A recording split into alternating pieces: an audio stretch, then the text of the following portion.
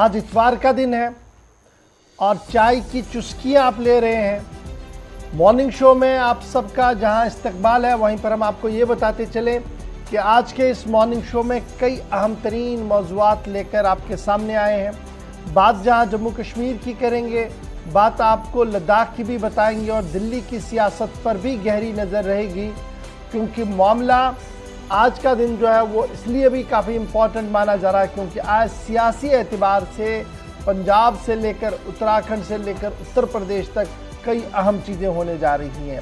तो ये सारी चीज़ें आज के इस प्रोग्राम में हमारे प्रोग्राम का हिस्सा रहेंगी। हम आपको बताएंगे कि जम्मू कश्मीर की मौजूदा सूरत हाल, इक़्तिसादी मामलात, दफ्तरी तवालत और सियासी पस मंज़र में क्या कुछ चल रहा है, और साथ साथ आपको मुल्क की सियासत पर भी नज़र रखवाएंगे और आपको बताएंगे कि क्या कुछ चल रहा है। टीवी पर आप हमें देख रहे हैं तो आप फटाफट से हमारे सोशल मीडिया प्लेटफॉर्म का भी हिस्सा बनेंगे। आप फेसबुक, ट्विटर, इंस्टाग्राम, क्यू या हमारी ऑफिशियल वेबसाइट www.gulistanNewsTV.com पर ज़रूर आइएगा। वहाँ पर आप खबर पढ़ सकते हैं, तबसरा देख सकते हैं, अपना तहरीर करदा मवाद वहाँ पर छोड़ सकते हैं, जिसे हम ज़रूर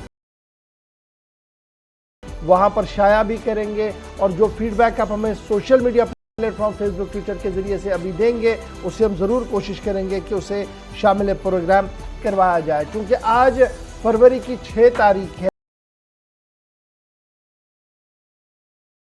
और 6 तारीख में क्या कुछ माजी के अंदर हुआ है, इस पर भी हमारी नज़र रहती है और चंद वाक़यात को आपके सामने सुबह सुबह रखने की कोशिश करते हैं। आज माजी में और हिस्ट्री ऑफ द डे में क्या कुछ तहरीर किया गया है और क्या कुछ आपके सामने रखेंगे जनाब आसिफ रशीद, जिन्होंने दिल्ली स्टूडियो में मेरे साथ इस वक्त ज्वाइन कर लिया। बहुत शुक्रिया आसिफ। गुड मॉर्निंग, खुशामदीद, बहुत बहुत शुक्रिया आप सबका हमारे साथ ज्वाइन करने के लिए। 8:35 से 10 बजे तक हमारा और आपका साथ हमेशा रहता है और आज भी एक नए दिन के साथ हम शुरुआत कर रहे हैं इस प्रोग्राम की। लेकिन तय फॉर्मेट से ही आगाज करेंगे और हिस्ट्री ऑफ द डे में खास क्या है, 6 तारीख को क्या क्या हुआ है, एक और हिस्ट्री बनी है, ये भी आपको थोड़ी देर में बताएंगे। लेकिन जहां तक आज के दिन के हवाले से बात है तो 1890 में आज ही के दिन मशहूर मुजाहिद आजादी भारत रत्न खान अब्दुल गफ्फार खान की पैदाइश हुई थी और इस सिलसिले में सरकारी सतह पर मुख्तलिफ रियासतों के अंदर प्रोग्राम भी होते हैं। 1931 में आज का दिन था जब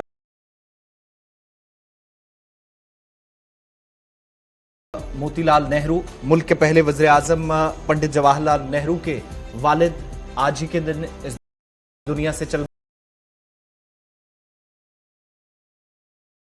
बसे इंतकाल हुआ। 1912 से 18 तक और 1928 और 29 में कांग्रेस की कमान उन्होंने संभाली थी। लखनऊ में उनका इंतकाल हुआ था। इसके अलावा 1778 में आज ही के दिन बरतानिया ने फ्रांस से जंग का ऐलान किया और साल 1904 में रूस और जापान के दरमियान भी जंग का आगाज आज ही के दिन हुआ था। यानी 1778 के साथ साथ 1904 में भी दो आलमी ताकतें आमने सामने आई थी। साल था 1959 जब आज ही के दिन फैसला हुआ था अदालत की मुदाखलत के बाद। 1999 में मुल्क का पहला पीस मेकर बैंक कोलकाता के अंदर खुला, जिसे आप कलकत्ता कहते हैं। और साल 2007 था जब चीन और ताइवान के दरमियान कशीदगी के बीच दलाई लामा, जिन्हें आज ही के दिन एमरी यूनिवर्सिटी अमेरिका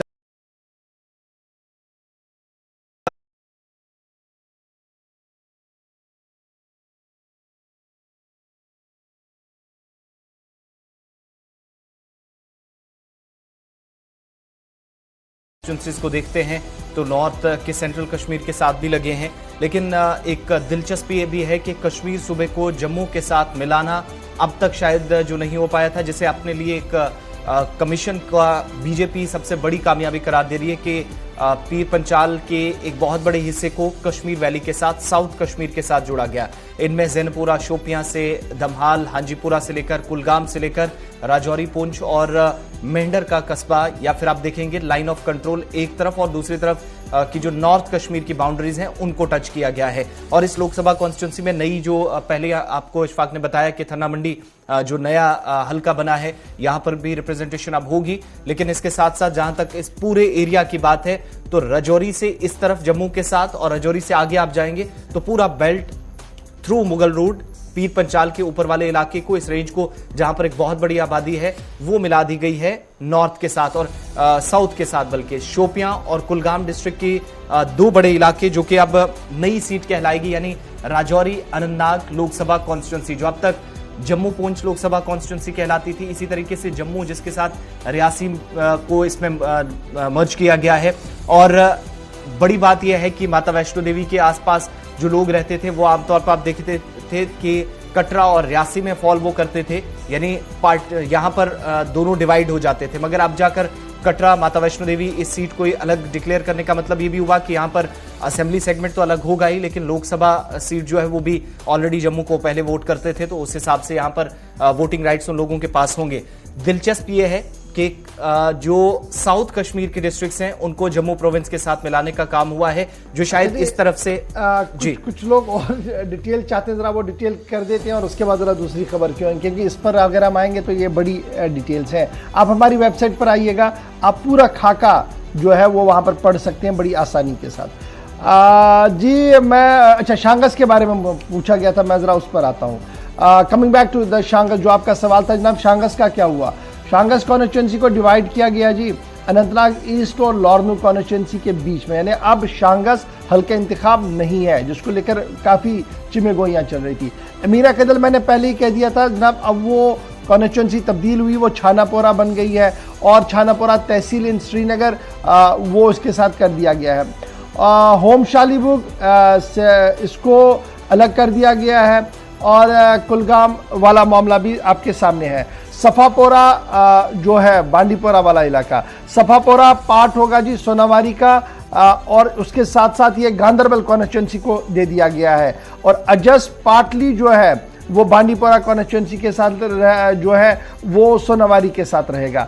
हब्बा कदल सीट को लेकर भी जो ट्रेडिशनल माना जा रहा कि जनाब ये कश्मीरी पंडित माइग्रेंटों की सीट रही है, इसे भी वैनिश कर दिया है रिऑर्गेनाइजेशन के तहत। और अब वोटर्स फ्रॉम हब्बा कदल जो है वो पार्ट होंगे जी 3 असेंबली सीट्स के, यानी अब हब्बा कदल कॉन्स्टिट्यूंसी रही नहीं, वो 3 अलग अलग हिस्सों में बांट दी गई है। इसी तरीके से बडगाम डिस्ट्रिक्ट जहां पर 5 असेंबली सीट्स थे, वहां जब दोबारा किया गया तो मर्जर किया गया जी, कुछ उधर का इधर कर दिया गया, कुछ पार्लिमानी सीट्स के साथ भी किया गया।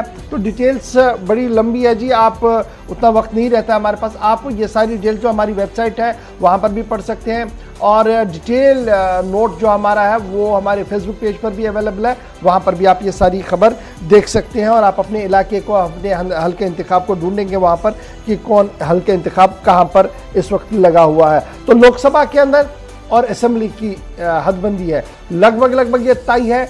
अगर कुछ हुआ तो माइनर चेंज कहीं पर होगा। इसके बाद जो माहिरीन का मानना है कि जनाब एक फीडबैक लिया जाएगा स्टेट मेंबर्स के साथ, माना तो ठीक, न माना उसके बाद ये जाएगा जी इलेक्शन कमीशन के पास, ये सारी रिपोर्ट उसे कहा जाएगा कि अखबार में छाप दीजिए, उसके बाद आपकी बारी आएगी, आपका फीडबैक लिया जाएगा और फाइनली एक ड्राफ्ट जारी किया जाएगा जिसे आप फाइनल डिलिमिटेशन कमीशन की रिपोर्ट मानेंगे और उसके बाद बिगुल बज सकता है चुनाव का। अब जब चुनाव की बात हम आपके सामने कर रहे हैं तो पहले ये लग रहा था कि 2022 के आखिर तक भी चुनाव नहीं होगा, लेकिन जिस शिद्दत के साथ अब एक के बाद एक नई खबरें जो सामने आ रही है, ज़राया ये बता रहे हैं कि रवां साल के आखिर तक हो सकता है, जब यात्रा का कंक्लूजन हो उसके साथ ही जम्मू कश्मीर के अंदर चुनाव का एहतमाम भी किया जाए। लेट्स होप सो कि क्या कुछ हो सकता है इसमें। जी आसिफ, चलिए यहाँ पर एक छोटा सा ब्रेक लेंगे, चूंकि बहुत सारी शिकायतें आ रही हैं। लाइव ब्रॉडकास्ट फेसबुक पे भी कुछ टेक्निकल इश्यूज हैं, छोटे से ब्रेक के बाद वापस आएंगे, आपको बताएंगे कि जम्मू कश्मीर के अंदर इंतजामिया के खिलाफ नाराजगी थी, सियासी जमातें इस वक्त फ्रंट पर आकर बात कर रही थी, लेकिन अब बार एसोसिएशन जम्मू भी नाराज है। इस पर जरूर बात करेंगे, कुछ और अहम मौजूद भी हमारे साथ रहिएगा। छोटा सा ब्रेक लेते हैं और फौरन हाजिर होंगे।